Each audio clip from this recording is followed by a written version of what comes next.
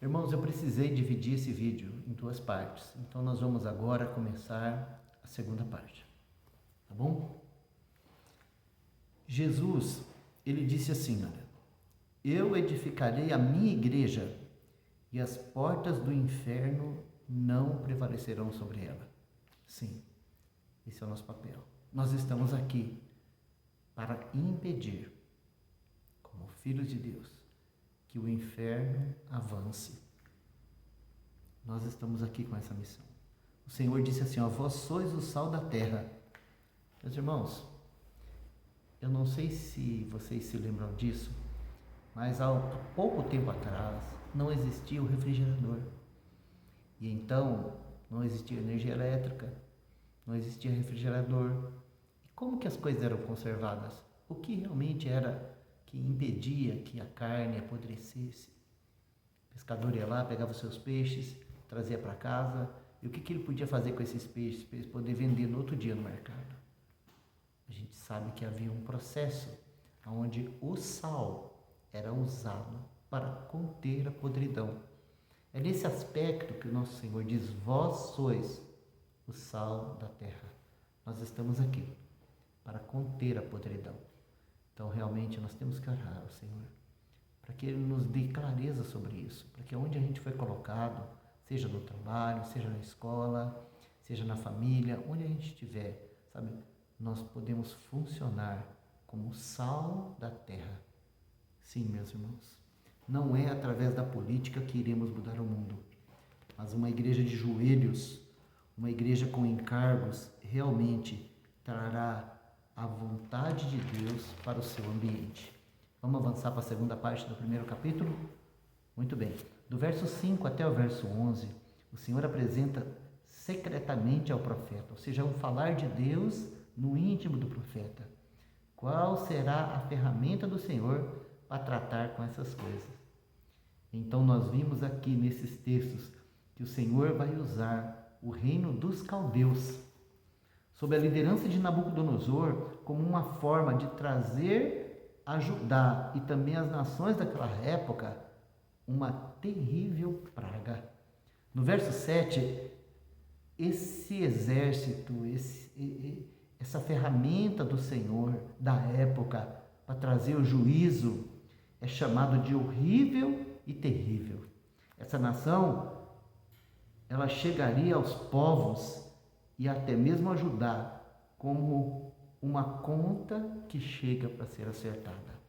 Pois bem, o que Deus está falando para o profeta, você está vendo toda essa violência, toda essa corrupção, todo esse racismo, você está vendo, sabe, a maneira terrível como a opressão tem acabado com o juízo, você está vendo essas brigas políticas, você está vendo essa falta de justiça, você está vendo iniquidade sobre iniquidade, mas fica tranquilo, a conta vai chegar. Então, um dia a conta chega. No passado, o Senhor usou pragas, o Senhor usou reinos, o Senhor usou homens e até animais para trazer juízo sobre a terra. E isso deve nos encher de temor. No momento, nós estamos passando por essa pandemia. E mesmo que você me ouça dizer isso, eu quero falar com cuidado, mas eu preciso que você ouça isso. Deus é soberano. E independente de onde que vem essa pandemia, tudo está debaixo do controle soberano do nosso Deus. E o nosso desejo deve ser que a vontade dele se cumpra sobre nós e sobre toda a terra. Ao chegarmos no verso 12, vemos que ao obter uma resposta do Senhor sobre essas coisas, ou seja, quando o Senhor fala para ele o que ele vai usar como ferramenta para trazer a justiça, então ele volta a questionar. Ele vai dizer assim ao Senhor: como pode o Senhor usar uma coisa tão vil? Por que uma ferramenta dessa? Por que vai tratar os homens como peixes que não têm governo? Por que vai tratar os homens como animais que rastejam? Por que Deus vai fazer isso? Então, Deus vai fazer isso, porque os homens estão vivendo como peixes, sem governo, seguindo a onda, seguindo os costumes, seguindo as cevas, seguindo as iscas. Os cardumes vão para o lado que eles bem entendem. Assim tem vivido os homens esse dia. Então, se Deus vai trazer juízo, tem que tratar os homens como peixes. Sabe, os répteis são animais que rastejam, são animais imundos que vivem rastejando. Sim, os homens estão se lambuzando, rastejando na corrupção, na malignidade desse mundo caído. Então, como Deus vai tratar os homens?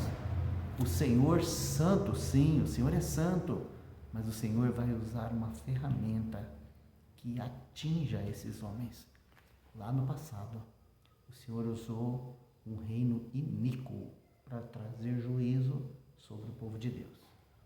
Hoje, irmãos, eu não posso afirmar com clareza para os irmãos quais são as origens dessa praga, mas tem uma coisa que eu posso dizer para você, que é uma coisa que nós temos visto e ouvido. Nós sabemos que essa praga ela começou lá na China, e nós sabemos que o governo chinês não tomou as medidas que deveria ser tomada para conter essas coisas lá, porque, ao que me parece, eles viram nisso um grande negócio. E enquanto essa Covid-19 tem trazido destruição e miséria para o resto do mundo, a gente sabe que os chineses estão comprando pelo mundo todo essas empresas que estão quebradas. Olha só. Então, o que nós estamos vendo aí? Nós estamos vendo um povo sórdido, um povo terrível, que tem usado essa situação para ganhar dinheiro, para ganhar poder.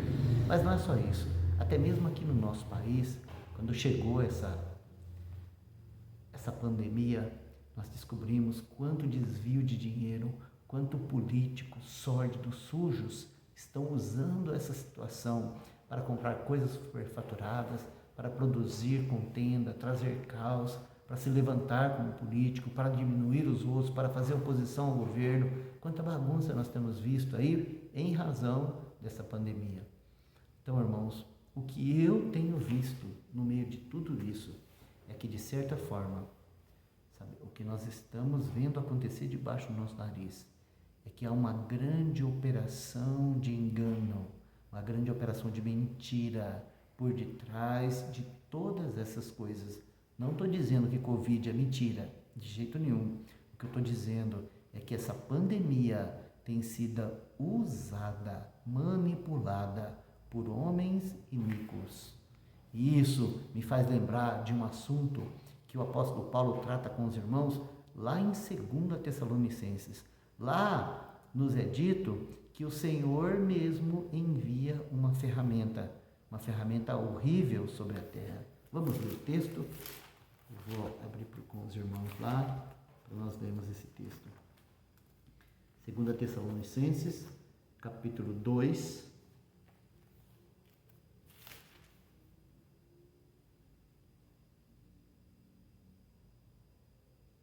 Eu vou começar a leitura do versículo 7. Paulo diz assim: porque já o mistério da injustiça opera, somente há um que agora o retém, até que do meio seja tirado. Então será revelado o iníquo, a quem o Senhor desfará pelo espírito da sua boca e aniquilará pelo esplendor da sua vinda.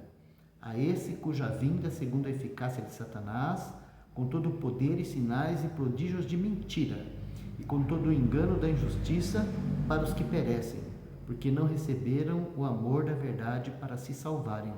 E por isso Deus lhes enviará a operação do erro, para que creiam a mentira, para que sejam julgados todos os que não creram a verdade, antes tiveram prazer na iniquidade. O que nós vimos aqui? Não é o próprio Deus enviando a operação do erro, a operação do engano? Então, meus irmãos, prestem atenção no que eu vou dizer para os irmãos. O Senhor usa o que Ele quiser e Ele continua sendo soberano. Quando nós chegamos nos versos 15, 16 e 17, olha só o que nós vamos encontrar aqui. Agora, nós não vamos encontrar uma palavra profética relacionada com a nação. Nós vamos encontrar um termo aqui que está na primeira pessoa do singular. Sim, esse pronome, na terceira pessoa do singular. Esse pronome ele, né? Esse pronome ele, lá em Daniel, aponta para o anticristo. Aqui, alguns irmãos disseram que esse pronome aponta para Nabucodonosor. Mas, irmãos, ninguém pode afirmar isso com toda certeza. Nós podemos dizer que Nabucodonosor foi um cumprimento remoto dessa profecia. Mas se nós estudarmos Apocalipse com bastante carinho, nós vamos ver que a besta e o falso profeta, eles vão capturar o mundo inteiro. Sim, eles vão passar a rede deles, a rede de arrasto deles, e vão arrebanhar uma multidão para seguir a Satanás. Isso vai acontecer, está escrito. E aqui nos versos 15, 16 e 17 vai nos dizer: ele a todos levantará com um anzol. Está falando que ele é um pescador. Ele fala assim, ele apanhará com a sua rede varredora. Você sabe o que é uma rede varredora? Então, se você é pescador, você deve saber o que é uma rede varredora. Uma rede varredora é uma rede de arrasto. Aquela rede que você tem uma corrente embaixo dela e você chega no rio ou no lago ou até mesmo no mar. Por onde você passa com ela, tudo é enganchado lá. Então você traz para a praia, arrasta tudo para a praia e ali você pega o que você quer, joga fora o que você não quer. Muito bem, essa rede já está sendo lançada. Hoje nós vemos como que esse mundo globalizado tem seguido a maioria, tem seguido princípios, tem seguido meios horríveis vindo da parte do inimigo. E nós vimos que a onda chega de tal maneira que nem mesmo os irmãos conseguem se manter fora dessas coisas. Que terrível isso. Olha para a tecnologia, olha para a nossa condição hoje. Já podemos dizer assim que conseguimos viver sem tecnologia? Há 30 anos atrás, alguns irmãos falavam que haveria um dia em que o povo ia ser chipado, sabe? E a gente morria de medo de alguém vir e colocar na nossa mão um chip, colocar na nossa testa um chip. Ainda não temos um chip na mão e nem na testa, não é verdade? Mas você tem um chip no seu celular, não tem? Eu tenho um no meu também. Tem um chip que faz com que a gente seja localizado em todos os lugares. Mas não só isso. Sabe que esse smartphone, ele tem nos levado para dentro da internet de uma maneira absurda. Como que nós estamos cativos desse meio, como nós estamos acostumados com isso, né? Hoje nós estamos usando a internet para substituir as nossas reuniões, não é verdade? Mas, irmãos, esse vídeo que eu estou fazendo para vocês, você acha que o anticristo já não tem tecnologia para pegar essa imagem, para pegar essa mensagem e com sutileza alterar ela? E transmitir para o mundo inteiro como se fosse eu que estivesse transmitindo? Você acha que isso não é possível? Deixa eu dizer uma coisa para você. Isso já é possível. E eu tenho o entendimento de que no momento em que o anticristo se manifestar, vai ser assim, com sutileza, com malandragem, com esperteza. E o povo de Deus, se tiver iludido com esse tipo de comunhão, vai ser muito facilmente conduzido ao engano. Sabe qual que é a única maneira que nós vamos encontrar para nos livrar disso? Sabe? Só tem uma. Nós precisamos conhecer bem a palavra de Deus. Nós vamos precisar ter uma vida íntima com a palavra de Deus. Não poderemos depender de homem algum. Como disse Paulo, ainda que eu mesmo ou um anjo do céu traga outro evangelho que não é esse que vocês têm ouvido, considere como uma coisa maldita. Hoje, mais do que nunca, eu digo isso a vocês. Prestem atenção no que vocês estão ouvindo no púlpito, prestem atenção no que vocês estão ouvindo na internet, prestem atenção no que vocês estão ouvindo. Não se iludam pelo fato de ser o irmão Jonas, o irmão Luciano ou qualquer outro irmão que está dizendo. Quantas vezes eu não encontrei mensagens no meu celular com o título de irmãos preciosos que viveram no passado e numa pesquisa um pouco mais acurada descobri que aquilo era mentira. Não era o irmão que tinha falado aquilo, ninguém sabe quem tinha falado, mas usaram aquele nome para dar peso àquela mensagem. Eu não tenho dúvida, meus irmãos, que nós já estamos vivendo nesse período. Agora, qual foi a reação do profeta diante da clareza interior que o profeta teve do seu tempo? Qual foi a ferramenta que o profeta usou para tomar uma posição? Então nós temos o capítulo 2, o versículo 1, e ele vai falar de uma torre de vigia. Olha só, capítulo 2, versículo 1, sobre a minha guarda estarei, sobre a torre de vigia me apresentarei e vigiarei. Irmãos, tem duas coisas importantes aqui. A primeira delas, ele vai dizer assim, ó, sobre a minha guarda estarei. Ou seja, ele precisava cuidar dele mesmo. E eu vou dizer uma coisa para você. Se você é crente, se você recebeu o Evangelho, você sabe que quando Cristo morreu, ele não somente morreu por nós, mas ele proveu lá na cruz uma união perfeita. Fomos unidos com ele na sua morte. Fomos unidos com ele no seu sepultamento. Fomos unidos com ele na sua ressurreição. Tudo isso nós temos como uma provisão espiritual para a nossa vida. O nosso velho homem precisa da cruz. O pecado que atormenta a nossa vida constantemente precisa da cruz. O eu político precisa da cruz. O eu mundano precisa da cruz. Somente a cruz nos separa do pecado, do mundo, do eu e do diabo. Sim, é a cruz. A nossa união com Cristo na sua morte e na sua ressurreição é a única base que vai nos capacitar a vivermos uma vida escondida. Agora, uma vez que você nasceu de novo, uma vez que você se apropriou dessas verdades da santa palavra de Deus com respeito à cruz, então você tem uma torre de vigia.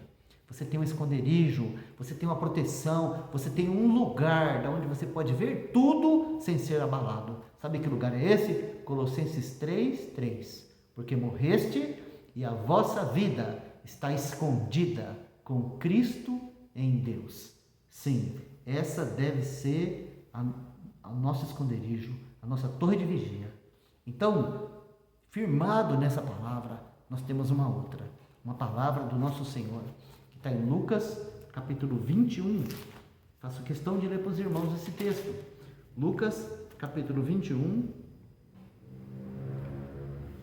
a partir do verso 34, diz assim: E olhai por vós mesmos, não aconteça que os vossos corações se sobrecarreguem da libertinagem e da embriaguez e dos cuidados da vida, e venha sobre vós de improviso aquele dia, porque virá como um laço sobre todos os que habitam na face da terra. Vigiai, pois, em todo o tempo, orando, para que sejais ávidos por dignos de evitar todas essas coisas que hão de acontecer e de estar em pé diante do Filho do Homem. Irmãos, que conselho maravilhoso da palavra do Senhor. Cuida de você mesmo. Eu preciso cuidar de mim mesmo, ter cuidado com a libertinagem, ter cuidado com a embriaguez, ter cuidado com essas coisas relacionadas com o trabalho, os cuidados da vida, essas confusões do dia a dia. Não, irmãos, eu preciso ter cuidado com isso, para não ser apanhado de surpresa naquele dia. Olha o que o Senhor está dizendo para nós. Nós precisamos ter cuidado dessas coisas, vigiando e orando, para que naquele dia possa o nosso Senhor nos fazer aptos a permanecermos ou sermos colocados por Ele mesmo em pé diante do Filho do Homem. Essa deve ser a nossa busca. Irmãos, essa é a primeira parte do livro de Abacuque. Suas impressões são terríveis, mas realistas. Através delas podemos ver que o nosso Deus é um Deus de princípios e que Ele está no governo de todas as coisas. Já sabíamos que haveria um momento em que esse planeta seria entregue aos intentos do maligno. Já sabíamos. Estamos muito próximo da grande tribulação. E assim como Abacuque viu, nós também podemos ver um pouco mais longe pela palavra profética. Sabe, nos próximos encontros, se assim o Senhor permitir, nós iremos avançar um pouco mais e veremos que o que o Senhor quer do seu povo em meio a tempos como esse. Independente da sua e da minha situação, irmãos e irmãs, é tempo de buscarmos os encargos do Senhor. É tempo de vigiar e orar. É tempo de estar em estado de alerta, aguardando e apressando-nos para o dia de Cristo. Amém? Possa o Senhor continuar falando ao coração de cada um de vocês. Vamos orar. Pai, obrigado pela tua palavra. Realiza em nós, através dela, o teu querer. Guarda-nos do engano e nos capacite a compreendermos o tempo em que vivemos. Tenha misericórdia de nós. Te pedimos, ó Deus, em nome do nosso